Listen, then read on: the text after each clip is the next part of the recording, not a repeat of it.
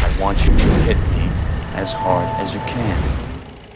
My mama once told me movies are like a box of chocolates. Some are good, some are bad, and some are just way too sweet to the point they will give you cavities, but people will still eat them by the boxful. You know, Mama was right, because sometimes movies are just so damn saccharine that you can't imagine how someone could possibly enjoy it, yet it manages to go on and win tons of awards and becomes recognized as one of the best movies of all time. Forrest Gump is far from a great film, and revisiting it 25 years later, it is astounding how gullible audiences could have been. I'm Alex Maidy, and welcome to the Unpopular Opinion.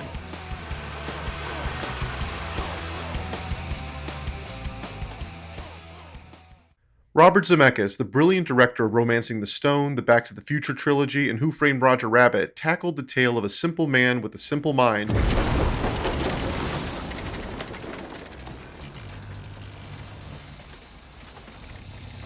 My boat. who somehow stumbled into some of the biggest moments of the 20th century. I gotta pee. I believe he said he had to go pee. With the charismatic Tom Hanks playing the title role and never going full retard, Forrest Gump was destined to be an Oscar contender and sealed the deal by never being political, featuring characters redeeming themselves, characters dying of cancer and another maybe of AIDS, a black best friend, characters overcoming war injuries, a cute child, ping pong, quotable one-liners, Run, Forrest, run! a memorable score,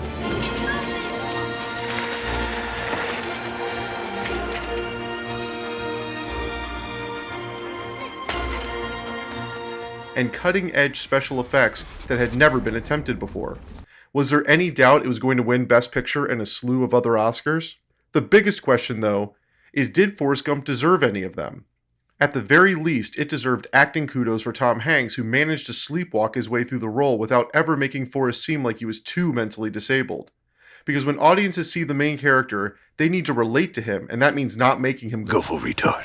Remember, Forrest just has a below average IQ, and the movie never lets you forget that he is just like everyone else and can do whatever an average person can do. If he had been played by Bill Murray or Chevy Chase, two early contenders for the part, or even the filmmaker's second choice of Sean Penn, this movie could have gone in a very different way.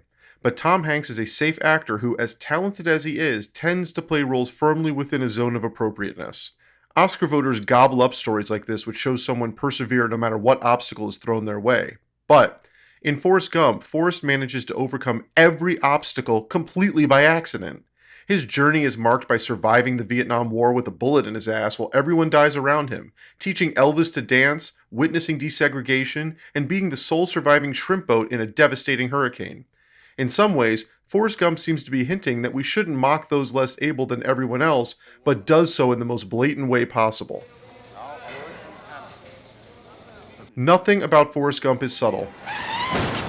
From the ridiculous southern accents employed by every actor, Your mama sure does care about your schooling, son. the lone exception being Gary Sinise's natural drawl. Wait, Gary Sinise is from Illinois?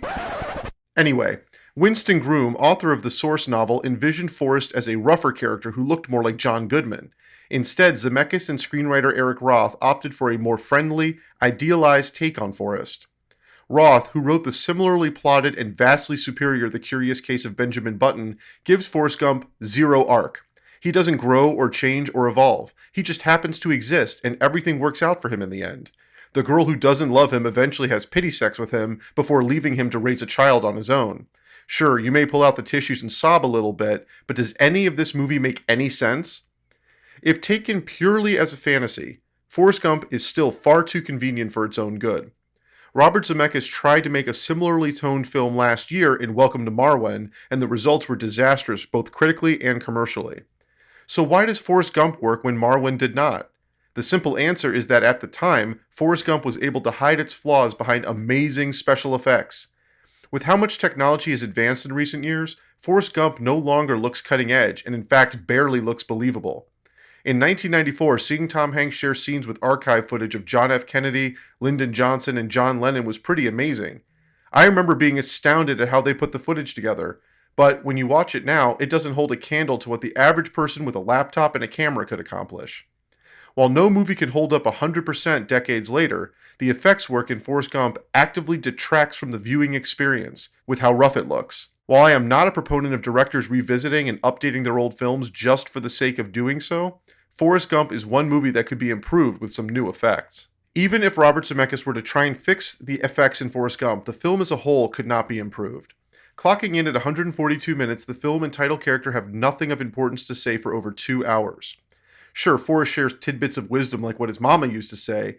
My mom always said life was like a box of chocolates. You never know what you're going to get. But there's no more depth than those witticisms. Forrest Gump is a film that could have easily weighed in on hot-button topics from each of the historical events it features, but like the anti-war rally that Gump finds himself at, we don't hear anything he has to say. Forrest Gump as a movie is so afraid to take a stance on anything, we are like the runners who follow him as he jogs back and forth across the United States until one day he just stops and goes home. As the credits roll, we're all left scratching our heads to wonder what the hell the last 2 hours really had to say about anything. Tom Hanks' milquetoast performance as Forrest serves as the blankest of slates of which to project this broad story onto. Opposite Hanks, we get cliche-ridden characters ranging from the unrequited girl next door who falls from grace, played with blonde rigidity by Wright, the black Forrest Gump in Mykelti Williamson's Bubba. No, we are not relations, sir. The Born on the 4th of July-esque Lieutenant Dan is portrayed by Sinise, and the equally hard as rocks, yet soft as a feather Mrs. Gump, played by the great Sally Field. Everyone in this cast is a talented actor who has proven their talents before and since, but none of them do much with their roles here. Sure, everyone has their contractually guaranteed standout monologue for the Oscar nominations presentation, like Sally Field's deathbed speech or Lieutenant Dan waxing about the loss of his legs, but none of them does anything truly special here, even with Hanks lobbing them vanilla softballs. It would be easy to deliver an amazing scene opposite Hanks' understated character, but no one takes advantage. Telling a story like Forrest Gump begged to be a dark comedy or a satirical look at a contemporary historical event.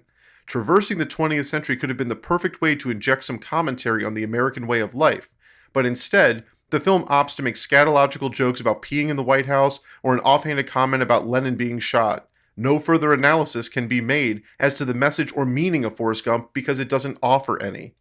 The sole moment we get anything resembling a deep thought comes at the film's conclusion when Forrest learns that he has a son and becomes emotional asking if the child is like his father. And just like I danced around saying anything direct right there, so do the characters. Jenny simply says he's smart and bright, and that's it. Hell, we never even learn what illness Jenny dies of, the popular assumption being AIDS since it was never directly named. Forrest Gump is aggravatingly average and seems to have ridden sentimentality all the way to the Academy Awards. Either that, or the special effects and massive box office made it the mid-1990s version of Avatar, another technically impressive film that made a lot of money and yet doesn't deserve the acclaim bestowed upon it. You can look at Forrest Gump as a pure piece of escapist fantasy, but by those standards, it is overlong and too crammed with pop culture references to tell its own story. If you look at the film as a great American story about an average man, or below average in this case, who experiences a wide canvas of the United States through the decades, it doesn't dive into any of those events beyond a superficial look, which is about as satisfying as a McDonald's burger and fries. And even if you want to use Forrest's lacking brain capacity as a metaphor for modern society, the entirety of the film never digs in enough to warrant further analysis. While Alan Silvestri's score is a memorable one, and the film resulted in the Bubba Gump restaurant chain, there's not much else redeeming or vital about this movie. While I was one of the countless who saw the movie upon its initial release and enjoyed it, I never thought it was worthy of being named Best Picture of the Year. Keep in mind that it beat out not only The Shawshank Redemption and Quiz Show, but also Quentin Tarantino's Pulp Fiction. Forrest Gump is plain and simply, well, plain and simple. If we are to take anything away from the film's memorable line about being like a box of chocolates, once you have gorged yourself on this film, you will end up feeling sick to your stomach and questioning why you didn't pick something with a little more substance.